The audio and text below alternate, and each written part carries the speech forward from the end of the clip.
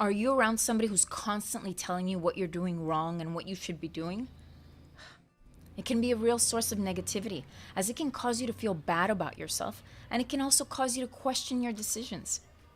Even a person with really high self-confidence can find themselves negatively impacted if they're constantly barraged by somebody else's emotional abuse. The person who's constantly doing all the criticizing might tell you that they're saying what they're saying for the sake of helping you, when in reality, they're going about it in the wrong way. That is why today, I'm going to go over the difference between destructive and constructive criticism. This way, should you identify destructive criticism, you can become aware of it, not personalize that person's words, and have a heart-to-heart with them so that you can create boundaries. I say this because destructive criticism can become a source of stress, anger, and hurt. The main difference between the two is the way comments are formulated. There's always an appropriate way of saying something. The tone of destructive criticism can be negative, mean, and angry. It can also make you feel as though the person is just pointing out everything that's wrong with you, as though they're just blaming you. Hear it enough and experience it with plenty of intensity, and it might even feel as though you're being bullied. On the other hand, constructive criticism is just feedback without the imposing tone. It's somebody saying something like, "Hey, maybe you should try blank instead of doing blank, because I think that would really work for you." Notice that in my example, there's no negative tone or imposing attitude. Another big difference between the two resides in the intention of the person offering it.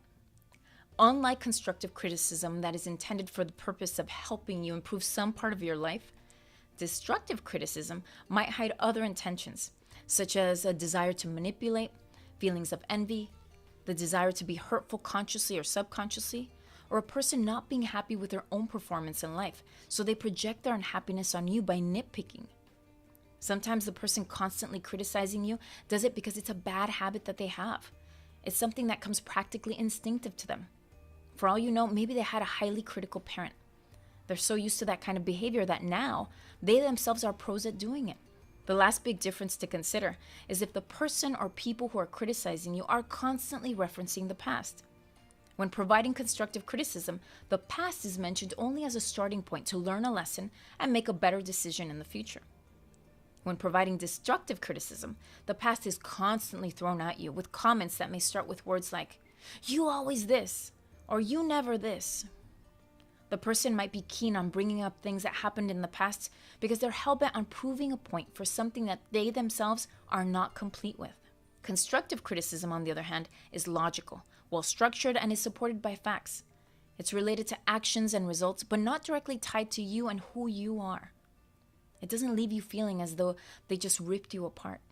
Keep in mind these differences, and you'll be able to see criticism in general from a completely different point of view. And if you're somebody who has endured a whole lot of destructive criticism, remember that it's never really been about you. So don't bite the bait anymore. Instead, begin to establish those barriers, and if needed, distance yourself. Sometimes you just have to for your own well-being.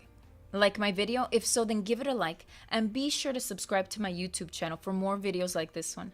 For more information on sessions focused on helping you to detox from toxic relationships, be sure to go to sashacarrion.com. See you soon.